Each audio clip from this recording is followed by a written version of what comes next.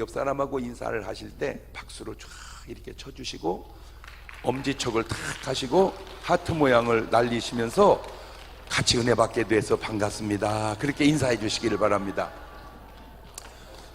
제가 이걸 일부러 이렇게 하는 이유는 이렇게 이제 좋은 습관을 몸에 배서 꼭 나로 인해서 상대편이 즐거움이 될 수 있도록, 그거를 이제 한국식 표현으로 말하면 산소 같은 남자, 산소 같은 여자. 근데 우리는 의식이 없이 사는데 진짜 우리나라 사람들이 이게 좀 고쳐야 될 것 가운데 하나가, 병원을 가니까 의사 선생님이 살 빼라고 심각하게 얘기하는 거예요. 근데 솔직히 여러분, 살 빼보지만 쉽지 않잖아요. 우리는 벽에다 써놨어. 살만 빼도 성공했다고. 매주일마다. 어려워요 이게. 그런데 막 이를 악물고 금식을 하고 다이어트를 하면 살을 뺐어요. 그게 행복할 수가 없는 거야. 막 자신감, 행복감이 막 젖어서 막 자랑하고 싶고 막 부풀어서 나갔어요. 그랬더니 너 왜 이렇게 날씬하니 진짜, 너 진짜 멋있다 이래 하잖아. 어디 아파? 그건 괜찮아. 너 암 걸렸냐? 아휴, 그러고 있어요 진짜. 그게 상대편에게 얼마나 상처가 되는지 의식이 없어. 자기식으로만 얘기하는 거야. 그래서 여러분은 이렇게 꼭 즐겁게, 아멘. 제가 이렇게 미국은 그래도 성경적 문화 속에서 나라가 세워져서 그런지 이렇게 식당을 하다가 소금이 저기 있잖아. 소금 좀 주세요. 그러면 딱 줘요. 그러면 100% 땡큐. 그래, 땡큐. 우리는 소금 좀 줘. 빨리 줘 이 새끼야. 이렇게 말을 해도. 그러면 거기서 뭐라고 그랬어요? 갖다 먹어 이 새끼야.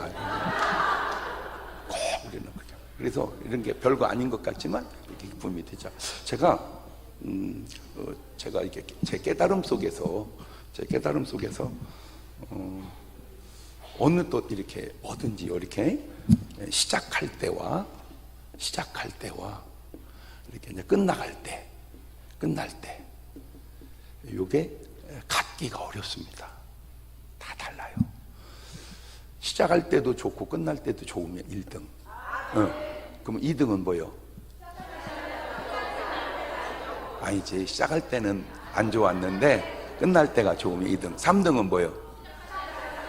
시작할 때 좋았는데 끝날 때 안 좋으면 3등. 4등은 뭐요? 이제 도통해 가는 거요. 이게 목회도요, 시작할 때와 끝날 때가 이렇게 다르더라고요. 제가 아주 큰 교회를 성공적으로 잘한 목사님이 저한테 한 얘기입니다. 끝날 때 보니까 굳이 이렇게 안 해도 될 걸 그랬다는 생각이 들더라고요. 그러니까 인생도요, 젊었을 때는 쓴 돈은 내 돈이 아니에요. 모은 돈이 내 돈이에요. 근데 나이가 들면 모은 돈이 내 돈이 아니고 쓴 돈이 내 돈입니다. 잘 생각하세요. 참고로 어느 날 요양원에 가게 되면 이제 출입이 어렵습니다. 그럼 이제 말만 하는데, 그나마 자식이 믿음 있고 효자면 부모님 의도를 따라가지만, 자식이 그렇지 않으면 아무리 얘기해도 소용없습니다. 예를 들어서 우리 전 목사님 설교 듣고 은혜 받고 감동이 와서, 얘야 우리 전 목사님에게 헌금 좀 보내라. 그때 그 아들이 믿음 있고 순종하면 엄마 알았어요 하고 보내줍니다. 그런데 아무리 얘기해도 걔가 믿음이 없으면 소용없습니다. 그때는 모아놓은 돈은 내 돈이 아니고 내가 바르게 쏜 돈만 내 돈입니다. 이렇게 말이 달라진다는 거예요. 상황에 따라서. 저는 안타깝게도 예수님 만나기 전에 공자님을 먼저 만났어요. 아주 성경 읽기 전에 명심보감을 먼저 읽었는데, 학생 때 읽어보니까 참 말이 훌륭하더라고요. 엄부는 출효자하고 엄모는 출효녀 하느니라. 그 말이 너무 좋았어요 제게. 그래서 마음에 새기고 자식을 엄하게 키웠어요. 목사님들 자녀 중에, 큰 교회 목사님들 자녀 중에 꼴통이 가끔 나옵니다. 네, 누구라고는 얘기 안 했습니다. 그러니까 그 아버지의 그 영광스러운 목회에 비해서 자식이 속을 새깁니다. 그러니까 그런 애가 나오면 안 될 것 같아서 애들을 엄하게 키웠어요. 공자님 가르침에 따라서. 저는 애들 잘못하면 그냥 종아리 10대씩 때렸습니다. 올라가. 지금부터 시작해서 맞을 때까지 중간에 내려오면 처음 다시 시작할 테니까 그냥 맞고 내려와. 알았지? 그랬더니 야, 나는 애들 키우면서도 너무 놀라는 게 뭐냐면요, 저도 보통 똑똑한 게 아니잖아요. 얘들은요 저를 능가해요. 네, 보세요. 그랬더니 애들이 둘이 탁 올라가 의자 위에 올라가서 하는 말, 아버님, 저희들이 잘못을 못 깨달았다면 마저서라도 깨달아야 되지만 굳이 다 깨달았는데 때리실 이유가 없잖아요. 여러분 그렇게 얘기하겠습니까? 아빠 잘못했습니다 이렇게 얘기하죠. 이 논리가 대단해요. 왜 그런가 봤더니 나는 평범한 분의 아들이었는데 걔들은 장경동이 애들이잖아. 이게 수준이 확 다르더라고. 그래서 그런 걸 아는 놈이 잘못해? 잔소리 말고 맞을마! 그랬더니 그 다음 한 얘기입니다. 아버님, 지금 아버님이 저희를 때리시면 맞는 우리도 아프지만 때리는 아버님 마음은 얼마나 아프시겠어요. 못 때렸다니까. 못 때렸어요. 애들이 일어나야 되는데 집사람이 가서 일어나, 내야 충만아 일어나. 안 일어나요. 그러면 나한테 일러요. 여보, 애들 빨리 학교 보내야 되는데 애들 안 일어나. 나 한 방에 깨워요. 안 일어나! 펄떡! 나는 그래서 깨워서 된 줄 알았어요. 난 전혀 몰랐어요. 근데 어느 날 성경이 탁 깨달아지는데 깨우는 것만 중요한 게 아니고 어떻게 깨우느냐가 중요하더라고. 내가 애들에게 너무 상처를 줬다는 사실을 나는 전혀 몰랐어요.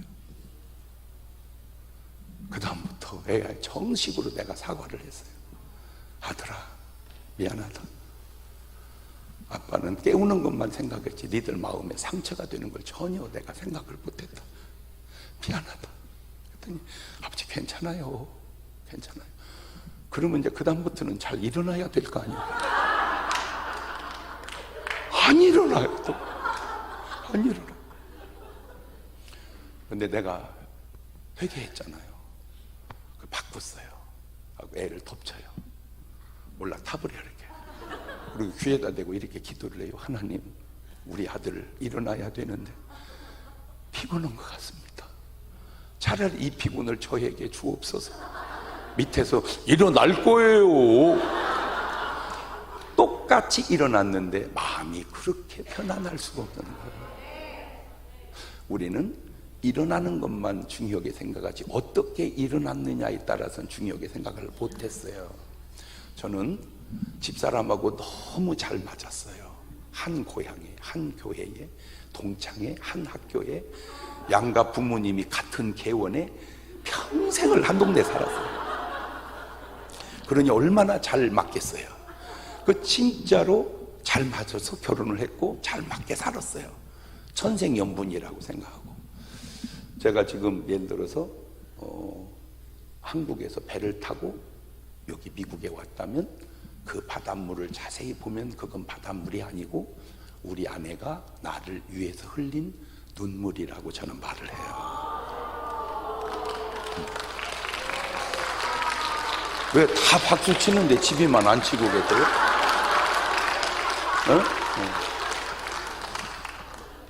그런데 어떤 남자는 그 배가 가다가 파손이 돼요. 암초에 부딪혀서. 왜 파손이 되나 봤더니 수심이 얕아요. 왜? 울다 말아버렸어요. 꼭 부탁드립니다. 가정은 아내의 눈물로 세워지는 겁니다.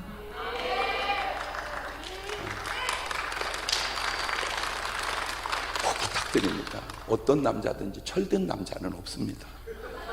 왜냐하면 철들면 죽습니다. 그러면 물어볼게요. 철들고 죽는 게 나아요? 안 들고 사는 게 나아요? 그럼 너무 욕심내지 마세요. 너무 욕심내지 마세요. 철들면 죽습니다. 이건 속담에 있는 얘기입니다. 그러니까 철 안 들어도 살아있어서 고마워 이래야지. 당신은 언제 철들을 거요?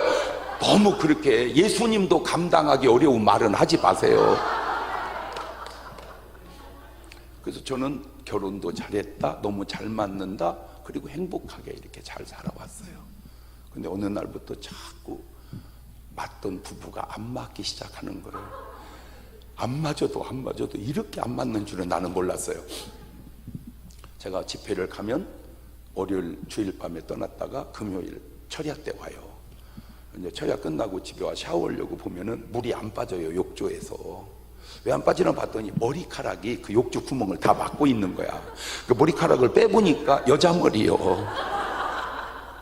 그래서 내가 여보, 기왕에 샤워를 하고 나갈 때 머리카락을 빼고 나가라.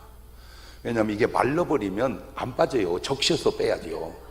이거 막아놓으면 불편하잖아. 그러면 난 당연히 그럴 줄 알았어요. 그래 여보, 알았어 내가 이제 머리카락 다음부터 뺄게. 나 그럴 줄 알았어요. 여보, 5일 만에 와서 한다는 얘기가 머리 빼라 그 말이요? 응? 아니 5일 동안 집 나갔다가 5일 만에 와가지고 겨우 한다는 소리가 목욕 쪽 머리카락에 그게 할 얘기요? 가만히 있어. 누구 말이 맞는 거요? 응?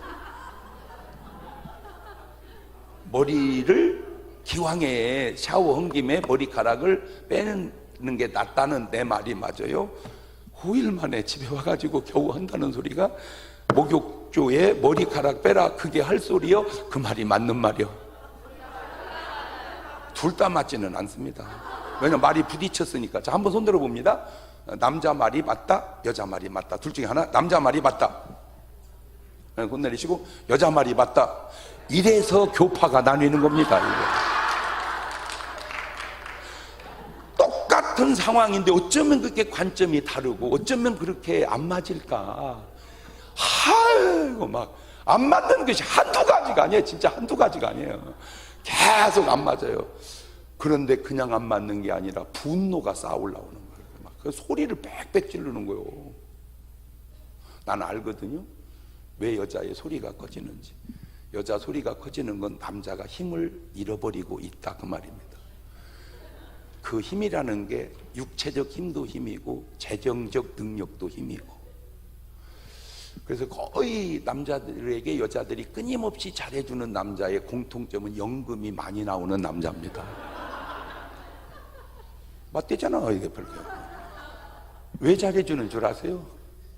그 인간 죽으면 연금이 줄어들으니까 그 연금 때문에 자꾸 잘해주는 거예요. 그래서 이 남자가 끝까지 보장받는 아주 좋은 길은 연금을 받게 해놓는 겁니다. 이게. 아니면 이제 계속 벌어다 주면 돼요. 근데 저는 사실은 벌어다 주는 것도 나름 잘 하고 있고 건강도 잘 지키고 있고 다 잘하는데 왜 그렇게 소리를 빽빽 지르냐? 내가 그렇다고 힘을 잃은 것도 아니고 내 지금도 축구를 하고 내가 뭐 그렇다고 비실비실 하는 것도 아니고 어디다 대고 소리를 빽빽 지르냐? 말하고 막 어이씨 막. 그래서 저는 스타일상 톡 까놓고 얘기하자. 그래 톡 까놓고 얘기하자. 왜 그러냐? 난 솔직히 당신하고 여지껏 잘 맞는 줄 알았다. 왜 이렇게 안 맞냐? 왜 내가 결혼한 걸 이제 와서 후회하게 만들려고 그러냐? 여지껏 잘 왔는데. 그때 집사람이 한 말입니다. 당신과 내가 맞은 건 맞는 게 아니야. 그거는 우아래로 맞았대요. 위에서 명령하면 밑에서 복종하고 명령하면 복종하고 우아래로 맞았지 좌우로 맞은 적이 없대요. 전 목사님이 오셔서 이 얘기를 꼭 들어야 되는 내용이에요.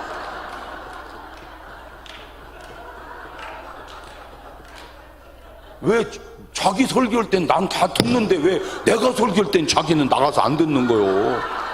형평의 원리 안 맞게. 아마 모르긴 해도 내가 그랬다면 전 목사님도 나보다 더 하면 더 했지 덜하진 안 했을 것 같아서 그래. 예. 왜냐하면 성질을 내도 내가 더 많이 내, 그 어른이 많이 내.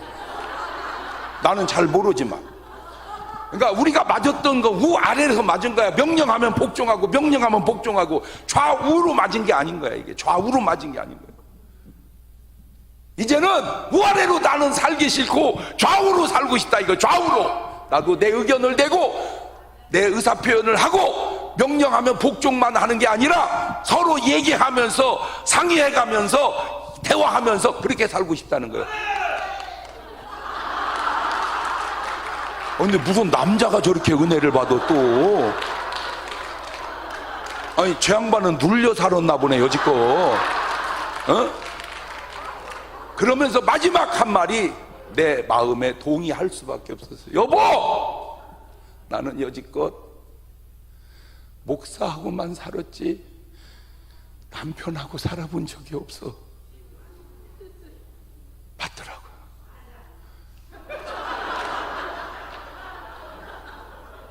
저는 머리끝부터 발끝까지 목사였어요. 지금도 뭐예요? 목사예요. 어디를 가든 집에 가든 교회 가든 목사예요. 근데 목사 좋아요. 근데 때로 나도 아내 하고 싶어. 아내. 나는 아내를 해본 적이 없어. 맨날 목사님하고만 살았지. 그때가 그랬어요. 미안하다. 그래서 내가 하나님께 이런 생각을 해봤어요. 저는 온전히 주를 위해서 사는 것만 잘하는 건 줄 알았어요. 맞아요. 근데 때로 내가 남편으로 돌아갔을 때 하나님은 날 보고 너 지금 뭐 하고 있냐? 그러지 않을 것 같아. 그래, 네 아내에게도 잘 해주라. 그리고 또 돌아와서 주의 일 열심히 하면 되지 않겠니? 그럴 것 같아. 왜? 제가 지금 와서 보니까 지금 저희 교회가 13개거든요. 차라리 10개만 하고 3개 만드는 시간을 아내에게 더 잘해줬다면 그게 더 낫지 않았을까. 맨날 집사람이 나한테 공갈치는 얘기가 당신 나중에 후회할 거야. 근데 나는 속에서 후회할 거야 이렇게 동의가 안 돼. 웃기고 있네. 후회는 나같이 사는 사람이 어디 있다고. 근데 그 말이 조금 이해가 됐어요. 이런 거를 철들어 간다 그러는 거예요. 이런 거를 철들어 간다. 그래서 제가 굉장히 중요하게 생각하는 게 뭐냐면 아브라함은 다 잘했는데 마지막에 부부가 같이 한 묘에 묻힙니다. 그게 굉장히 중요합니다. 그래서 꼭 그렇게 얘기하죠. 여러분 오늘이든 집에 가시면 부부간에 한번 마주보고 차 한잔 마시면서 그렇게 얘기를 해보세요. 여보, 왜? 난 죽으면 당신하고 한 묘에 같이 붙일 거야 라고 제안을 하면 받아들이는 쪽에서 그럼 우리는 같이 묻혀야지 이렇게 말하면 잘 사는 거예요. 그런데 그 말이 떨어지기가 무섭게 눈을 흘기면서 아이고 그러면 이 옆에 내가 지금 그러면 안 돼요. 아무 소리 말고 무릎 딱 꿇고 미안하다. 내가 잘못했다. 이게 왜 중요하냐면 인간은 온전한 사람 없습니다. 아브라함도 이삭도 야곱도 그 누구도 들여다보면 인간은 다 허물도 있고 죄도 있고 그래요. 그 허물과 죄가 중요한 게 아니고 그 잘못했을 때 회개가 중요합니다.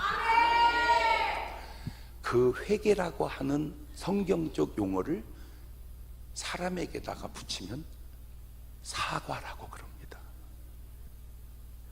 그래서 지난 설날에는 우리 전교인 사과를 전부 사서 하나씩 줬습니다. 사과 먹고 가서 사과하라고. 그 별거 아닌 것 같지만 잘못할 수 있을 때 사과하면 쉽게 풀을 것을 우리는 잘 사과 안 해요. 왜? 자존심 때문에. 그런 자존심을 영어는 표현이 안 됩니다. 한국말만 표현이 되는데 똥자존심이라고 그럽니다. 오늘날 무너지는 가정의 특징 가운데 하나가 사과하면서 무너집니까? 안 합니다. 사과하면 무너지지 않아요. 사과하지 않고 똥자존심 세워서 가정이 무너지는 거예요. 가정만 그런 게 아니고 하나님과의 관계도 저는 그렇게 생각합니다. 그렇게 제가 훌륭하게 생각했던 그 공자님이 소크라테스가 어느 날 보니까 나하고 이제 몇 살 차이 안 나더라고. 아직은 형이지만 조금만 지나면 친구요. 그 얘기는 내 수준이 이제 그분까지 갔다. 근데 다행히 나는 예수님의 제자입니다. 부처님의 제자가 있고 공자님의 제자가 있고 소크라테스의 제자 있고 예수님의 제자가 있는데 다른 게 있습니다. 뭐냐면 예수님의 제자는 아무리 능력이 예수님을 능가해도 예수님보다 못합니다. 왜 그러냐면 그 예수님보다 더 큰 능력이 예수님을 통해서 나오기 때문입니다. 그러니까 예수의 제자는 절대로 예수를 능가할 수 없어요. 네. 그러나 공자님의 제자는, 부처님의 제자는, 소크라테스 제자는 충분히 능가할 수 있습니다. 그래서 저는 내 솔직한 얘기인데 스님이 한 번도 여자와 결혼하지 않고 지금까지 버텨온 스님은 부처님보다 훌륭한 스님입니다. 왜냐하면 부처님은 결혼해놓고 여자를 너무 힘들게 하신 분이 아닌가, 외롭게. 그래서 성자의 아내는 거의 악처입니다. 성자의 아내는 거의 악처다. 왜? 성자라고 하는 타이틀은 아름답지만 가정에 들어온 아빠는 없고요, 남편도 없습니다. 성자만 있지요. 얼마나 힘들겠어요. 본인은 의식을 못하죠. 내가 아내를 얼마나 힘들게 했는지를. 자기가 성자로 살은 그 고귀함만 있지 그 고귀함이 상대편에게 얼마나 큰 어려움을 줬는지. 제가 정말 우리 애들한테 너무 미안하게, 제가 훌륭한 아빠예요. 성공적인 아빠예요. 그런데 초등학교 때부터 대학교 졸업할 때까지 운동회 한 번도 간 적이 없어요. 왜? 부흥회 다니느라고. 그러니까 애들은 꼭 고아처럼 큰 거예요. 한 번도 내가 운동회 때 아빠가, 엄마가 와서 뭘 사다 주고 용돈을 주고 응원해 주고 그런 적이 없어요. 한 번도 못 갔어요. 다행히 엄마가 애들을 잘 키웠어요. 아빠 없다고 막 불평할 때 엄마가, 얘들아, 우리가 해야 할 주의 일을 아빠가 다 하잖니. 아빠 훌륭한 분이야. 아빠 훌륭한 분이야. 이렇게 가르쳐 놔서 애들은 나를 존경해요. 만약 그때 우리 집사람이 애들을 보고 앉아서 너 아버지 혼자 좋아 저러고 다닌다, 절대 너는 너 아버지 같은 사람하고 장가가지 마라, 시집가지 마라, 계속 그렇게 비난했다면 아마 애들은 나를 행편없는 아빠로 생각했을지도 모르죠. 그러니까 아내의 역할이 그렇게 중요합니다. 그런데 참 세상이 신기한 게 뭔지 아세요? 우리 딸은 딸을 둘 낳고 우리 아들은 아들, 딸 이렇게 해서 손자가 5인데 내가 걔들 못 키웠다고 그런지 애들을 우리 집에다 맡겨놔가지고 지들 못 키운 걸 지금 걔들 다 키우고 있습니다. 돈도 엄청 들어갑니다. 제가 왜 이런 얘기를 하는지 아세요? 과정 속에 조금 섭섭함이나 어려움이 있다고 그걸로 너무 좌절하거나 절망하거나 낙심하지 마라. 왜냐하면 반드시 하나님은 어떻게든 보상해 주신다. 저는요, 저를 운전해 주는 분이 계시고 제 옆에서 항상 비서를 해주는 분이, 그러니까 저는 움직일 때 꼭 셋이서 움직입니다. 운전해 주는 분, 다 이게 뭐 스케줄이고 뭐고 해주는 분. 그런 내가 손녀딸 학교 갈 때는 내가 태워다 줍니다. 기사를 쓰는 내가 손녀딸 기사입니다. 내가. 내 새끼는 그냥 잊어버리고 키웠는데 새끼는 내가 완전히 이게, 그렇게 또 하나님은 품앗이를 하게 하시는구나. 오늘 여러분의 삶에 섭섭한 것들이 많이 있을지라도 다 그런 것들 믿음으로 기대하면서 덮어가시다 보면 좋아질 줄로 믿습니다. 자, 그런데 제가 여러분에게 해주고 싶은 말이 한 7가지 되는데 시간 딱 될 때까지만 하겠습니다. 첫째가 기록하라는 겁니다.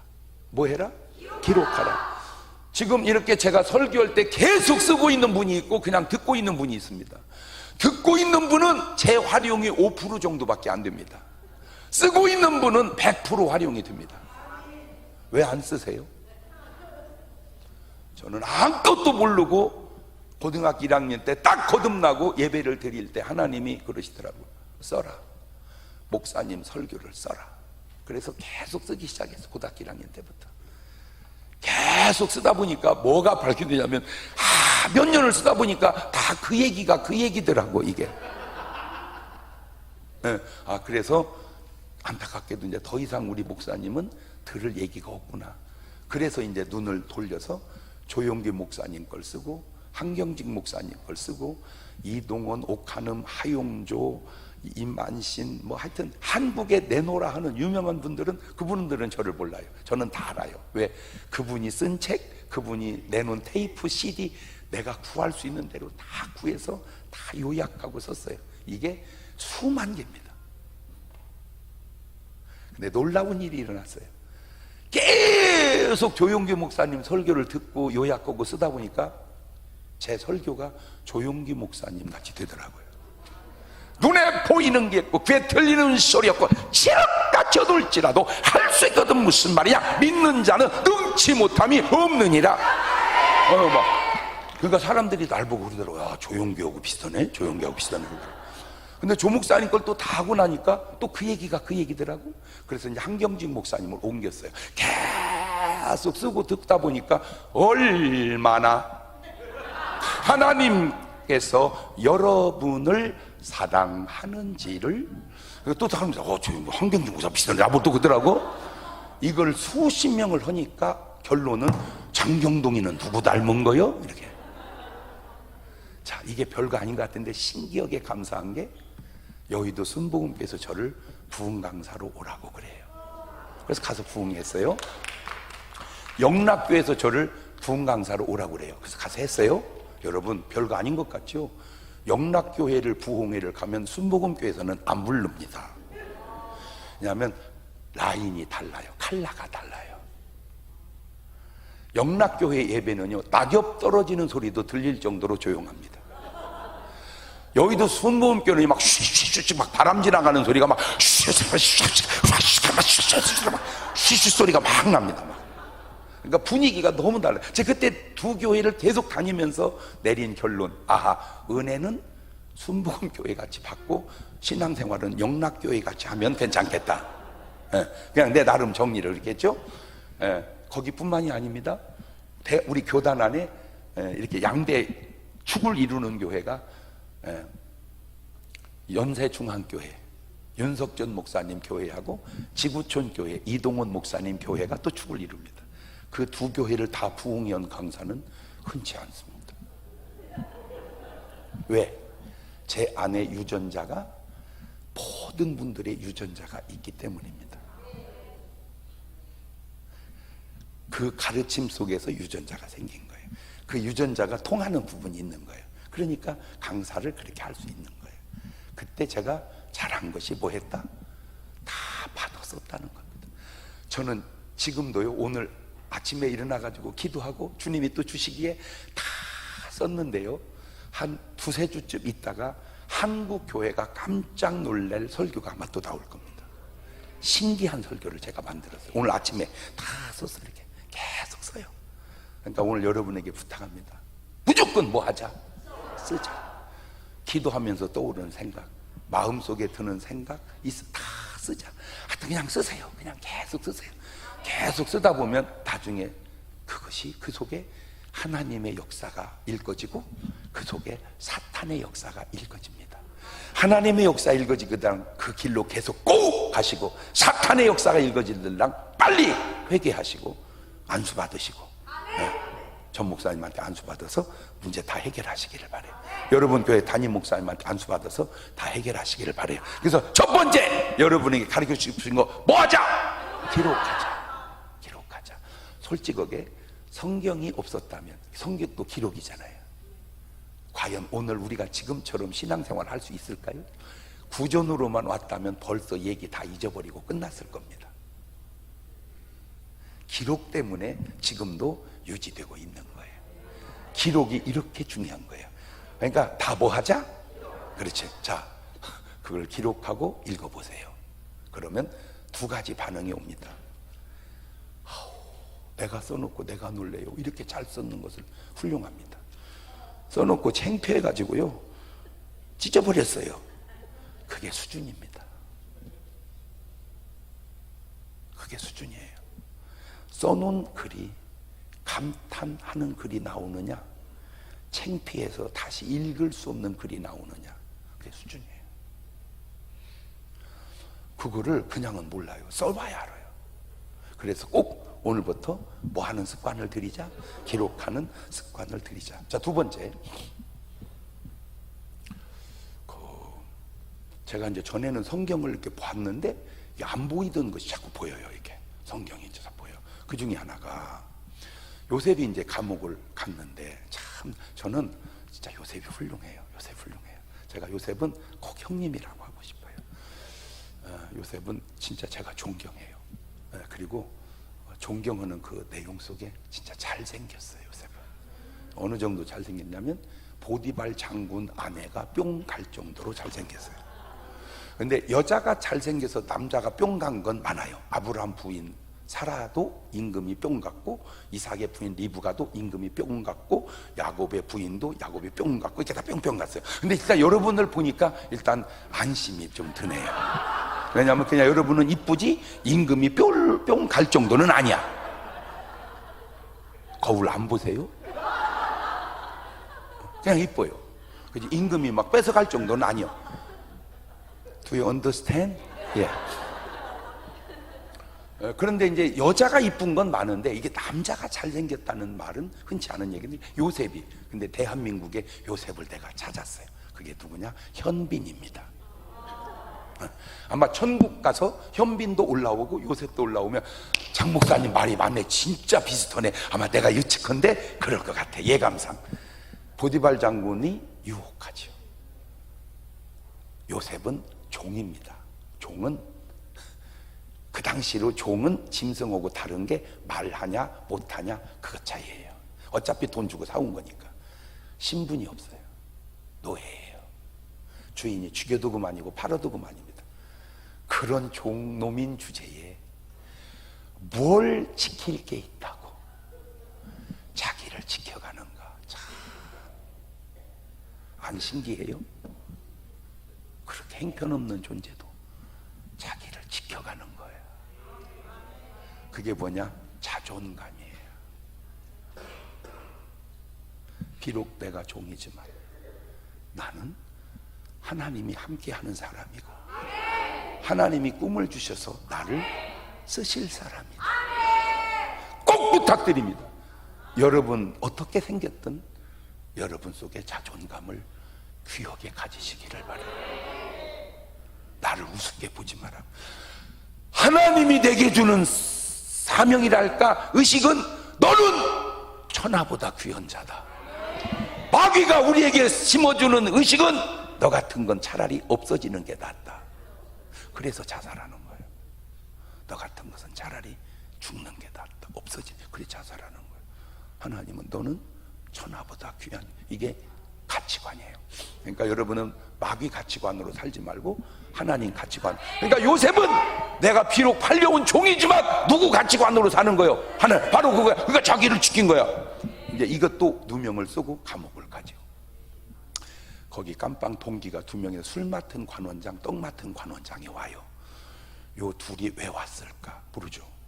잘못해서 왔죠. 그걸 내가 알아냈어요. 다시 얘기합니다. 내 말이 꼭 맞는지 나도 모릅니다. 그냥 내가 알아낸 겁니다. 이놈들이 왜 왔냐? 빼먹다 들켜서 왔습니다. 술 맡은 관원장이니까 술 원자재 사다가 술을 상납하죠. 떡 맡은 떡 원자재 사다 상납 계속 하면서 살살 빼먹었다가 우리 한국 속담에 꼬리가 길면 그래 잡혀 깜빵을 온 거예요. 그러니까 이제 요새 보고 깜빵 동기가 셋이 생겼잖아. 그래서 이따가 딱 보면 뭔 꿈이지 요새 왜 그러냐. 그러니까 얘기해봐라. 그러니까 야, 나 꿈꿨는데 말이야. 너 3일 있다 복직되겠다. 나 꿈꿨는데 얘기해봐라. 너 3일 있다 죽겠다. 진짜로 3일 있다 복직되고 3일 있다 죽어요. 왜 그랬을까? 그 답을 아는 사람이 없어요. 왜? 답이 안 나오니까. 그래서 제가 유일하게 답을 찾아냈어요. 왜 죽고 왜 살았는지를 들어보세요.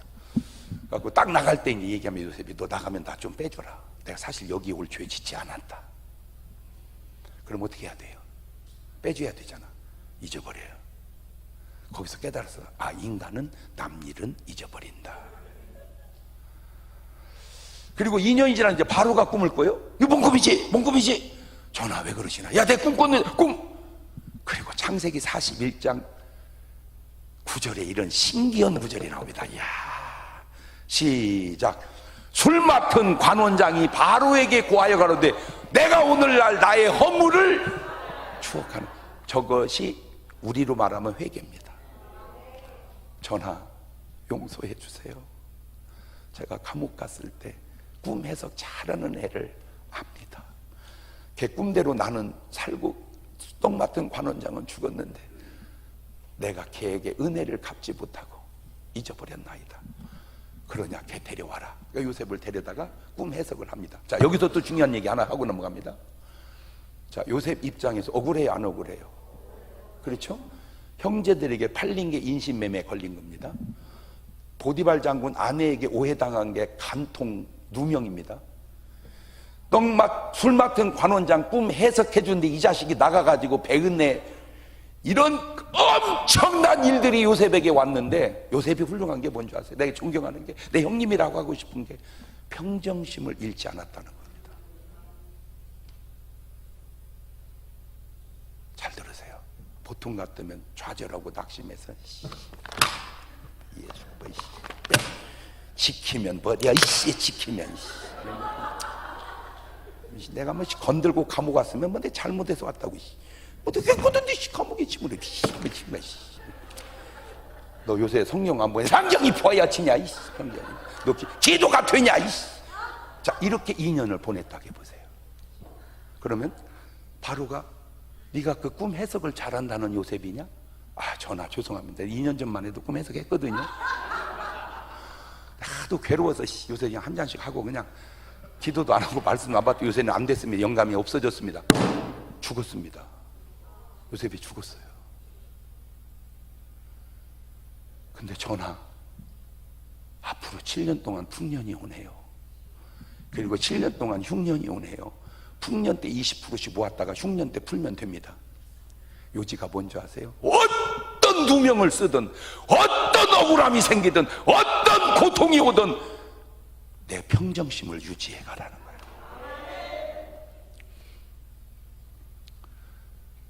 신랑이 잘해주면 살만하고 못해주면 죽고 싶습니까?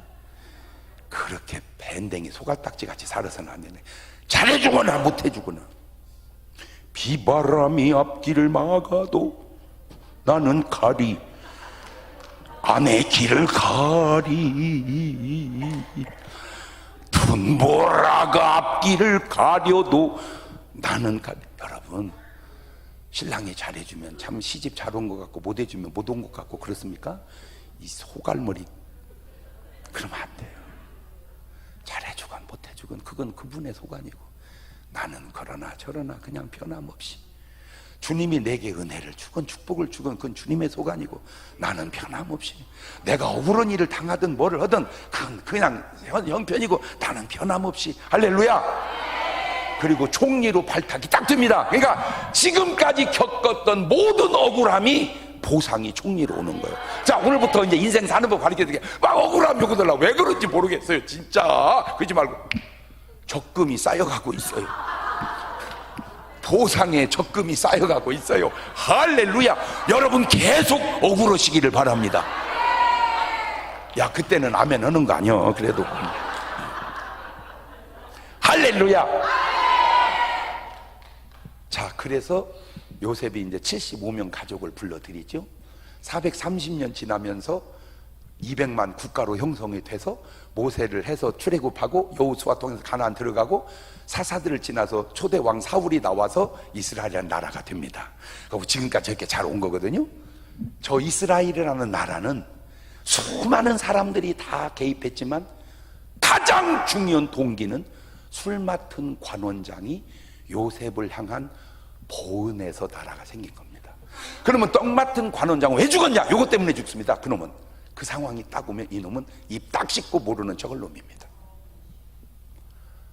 그거를 배은이라고 그러고, 이 술 맡은 관원장을 보은이라고 그럽니다. 여러분이 미국에 살든 한국에 살든 어디에 살든 여러분의 영적 고향은 충북 보은이 돼야 됩니다.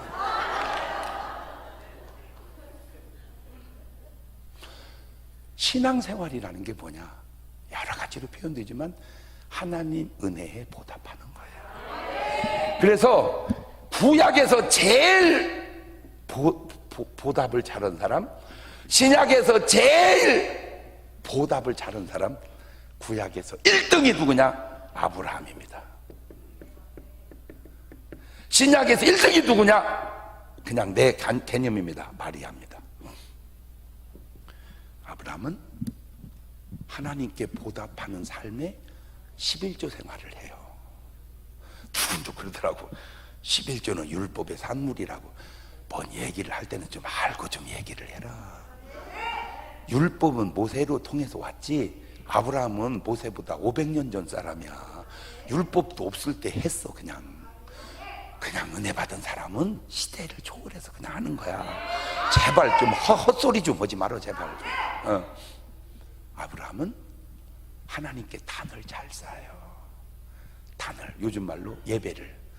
제가 우리 광화문을 가만히 보면서, 사랑제일교회를 보면서 너무 감사하고 신기한 게, 저렇게 예배를 징그럽게 드리는 교회는 내가 볼 때 세계적으로 없어요. 여러분, 그게 별거 아닌 것 같으세요? 보세요. 아브라함은 가는 곳마다 단을 쌓아요. 롯은요, 단을 쌓았다는 구절 찾아보기가 너무 힘들어요. 그 단이 예배란 말이에요. 왜냐하면 은혜 받지 않고는요, 그렇게 하기가 어렵습니다. 은혜 못 받은 사람에게 예배를 그렇게 드리라는 얘기는요, 그냥 고문입니다. 고문. 그러나 은혜 받은 사람은요, 막 기쁨입니다. 기쁨. 할렐루야. 아브라함은 자식들에게 재산도 다 골고루 분배하고요, 아브라함은 가장 귀한 독자를 하나님께 바쳐요. 이게 아담부터 시작돼서 지금까지 계속된 역사 속에 인간이 하나님께 드린 것 중에 최고봉이 이삭입니다. 모세는 자기 목숨을 드렸어요. 엘리야도 자기 목숨을 드렸어요. 우리 전광훈 목사님도 자기 목숨을 드렸어요. 저도 제 목숨을 드려요. 다 자기 것. 바울도 자기 목숨. 그런데 100살에 난 아들을, 그걸 하나님께 바친다? 이거는 우리가 드리는 내 목숨과는 차원이 다른 거예요. 그러니까 하나님이 인간에게 받은 것 중에 최고가 아브라함이 이삭을 받는 겁니다. 근데 여러분 아셔야 될 게, 진짜 아브라함은 성경을 모르더라고. 왜? 성경이 없었어. 뭘 모르냐면, 성경에 하나님이, 예수님이 죽은 자는 살려도 죽인 자는 안 살려. 잘 보세요. 죽은 자는 살려도 죽인 자는 안 살려. 그러니까 아브라함이 이삭을 죽이면 아브라함은 하나님이 살릴 줄 알고 그랬거든. 죽였으면 안 살려. 그런데 아브라함은 그걸 모르고, 성경을 모르니까 그냥 죽이려고 하더라고. 하나님이 말리죠. 요지는 그래서 하나님 이삭을 낼름 받아먹는 분이 아니다, 그 말이에요. 그 믿음만 보시고, 양이 뿌리 풀에 걸려 있었어. 순종하기 전에는 그게 안 보였던 거야. 순종하고 나니까 보여. 그 말을 오늘 우리에게 가져오면, 하나님은 여러분 앞길에 뒷길에 옆길에 어마어마한 여호와 일의 축복을 예비해 놨는데, 하나님이 여러분에게 준 감동을 순종하지 않으므로 감춰진 축복이 어마무지하게 많다는 거 아세요? 저는 정말 내가 솔직하게 얘기할게요. 나보다 더 훌륭한 분 나오라고 하세요. 그러면 다 나옵니다. 나보다 못한 놈 나오세요. 그러면 한 명도 안 나옵니다. 그게 나예요. 안 맞는 것 같지? 맞는 것 같아, 그 말이? 안 맞는 것 같지? 근데 왜 맞냐? 바울이 사울이었을 때 뭐라고 한 줄 아세요? 나는 율법에 흠이 없는 사람이다. 나는 8일 만에 할례를 받고 가말리알 문화에서 나는 율법, 그렇게 하던 바울이 사울이었을 때는 그러더니, 바울이 딱 되더니 나는 죄인 중에 괴수로다. 언제가 죄인이요? 응? 그럼 죄가 없다고 할 때가 깨끗한 게 아니라 죄인 중에 괴수라고 할 때가 깨끗한 거예요. 그러니까 이 지구상에 여러분보다 못한 사람은 한 명도 없는 줄 알고 사세요. 이 지구상에 나보다 못한 사람은 한 명도 없다. 내가 제일 못한 사람이지. 아멘? 응. 그게 깨달음 속에서 그게 있는 거예요. 저는 그렇게 행편없는 놈이지만 누가 나한테 뭘 이렇게 잘해주면 내가 저걸 어떻게 갚지? 내가 저 신세를 어떻게 갚지? 어떻게든 내가 그걸 갚으려고 그렇게 노력을 해요. 나같이 못난 인간도 그런데 전능하신 하나님이 하나님께 잘해주는 걸 딱 씻고 말을까? 믿어지는 소리를 좀 해봐봐. 하나님이 나만도 못해요? 아니 성경을 다 보면서도 몰라? 뭘 그렇게 두려워하고 걱정하고 염려하냐고. 주님이 주시는 감동에 순종하면 그리 아니하실지라도. 그래서 양을 잡아서 제사를 드리고 아브라함과 이삭이 포옹하는 그 순간, 할렐루야! 인간이 땅에서 경험한 최고의 순간입니다. 최고의 순간. 그게 아브라함이에요. 그랬더니 세상에 그 아브라함을 마태복음 1장을 딱 열었더니 1절에 아브라함, 와, 다윗의 자손 예수 그리스도 세계라. 왜 아브라함이 1등이고 다윗이 2등일까? 역사적 순서가 그러니까. 또 내용에 아브라함은 가장 귀한 독자를 드렸는데, 이게 어느 정도 훌륭하냐면 하나님이 세상을 이처럼 사랑하사 독생자를 준 것처럼 아브라함이 하나님을 이처럼 사랑하사 독자를 드렸으니, 꼭 그런 건 아니지만 거의 품앗이가 된 유일한 사람이 아브라함입니다. 하나님하고 사랑의 품앗이가.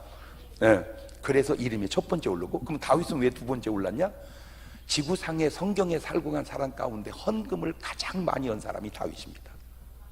전쟁만 하면 이기거든. 이기면 다 뺏어왔거든요. 그걸 싹 모두어서 하나님께 드려서 지은 게 솔로몬 성전입니다. 가장 귀한 독자를 바친 아브라함, 가장 헌금의 희생을 많이 한 다윗. 그래서 아브라함과 다윗의 자손 예수. 저는 여러분이 저를 볼 때 제가 욕심이 많아 보여요? 없어 보여요? 많아 보여. 너는 왜 이렇게 신령하냐?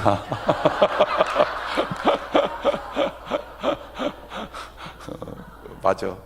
참고할게. 근데 저는 굉장히 행복한 이유가 뭐냐면 별로 욕심 나는 게 없어요. 별로. 막 누가 좋은 차 타면 그런 거 없어요. 누가 좋은 옷 입으면 누가 좋은 가방 들면 난 진짜요. 그냥 별로 없어요. 괜찮아요. 그냥 다. 그래도 또 하나님이 그렇게 궁색하지 않게 이렇게. 참 제가 대학교 다닐 때 진짜요. 미군 군복이 있었어요. 그걸 스모로 옷이라고 그랬는데 그걸 검정물 들인 걸로 거의 4년 동안 그것만 입었어요. 4년 내내 그것만 입고 살았어요. 그래도 전혀 부끄러움이나 뭐 개의하지 않았어요. 그리고 식사를 2끼만 먹었어요. 한 끼는 금식하고 돈을 전혀 안 썼어요. 쓸 돈도 많지 않았지만. 그리고 뭐 했냐? 책만 사서 봤어요. 그래서 제가 아마 내가 만난 모든 분 중에, 제가 만난 분 중에 나보다 책을 더 많이 가진 분을 못 만났어요. 몰라, 어디 있는지는 몰라도 못 만났어요. 왜냐하면 제가 읽는 책이 웬만한 학교 도서관에 있는 책보다 권수는 모자라지만 종류별로 거기는 같은 책이 많잖아. 나는 한 권씩밖에 없으니까 진짜 많이 있거든요. 물론 다 읽은 건 아니야. 근데 다 읽을 필요 없어요. 같은 책은요 몇 권만 읽으면 나머지는 읽거나 마나 똑같습니다, 사실. 그러니까 유치원 책 3,000권 읽어도 유치원 수준입니다. 그냥 초등학교 책 5,000권 읽어도 초등학교 수준이에요. 고등학교 책 5,000권 읽어도 고등학교 수준이고, 최고의 수준의 책이 읽어보니까 성경책이더라고요. 그 밑에가 불경이고 사서삼경이고 이런 책들이 아주 그 굉장히 훌륭한데 성경에 비하면 게임이 안 돼요. 그런 나도 누가 잘해주면 보은을 하고 싶거늘 전능하신 하나님이 입 씻고 말을까? 그래서 여러분 꼭 하나님께 아브라함처럼 보은하고 사세요. 자, 그다음 시작에 이제 마리아. 자, 마리아, 내 진짜 저 마리아는요 신기해요. 제일 궁금한 여자 중에 내 천국 가면 제일 먼저 찾아서 확인하고 싶은 게 저분이에요. 틀림없이 저분은 이쁠 것 같아요. 왜? 한국 속담의 패턴으로 이쁜 것이 이쁜 짓 한다. 집에서 새는 바가지 나가도 샌다. 그 이쁜 것이 시집 가려고 모은 향유 300데나리온을 예수님 발에 깨서 붓고 머리털로 씻깁니다. 그게 천국입니다.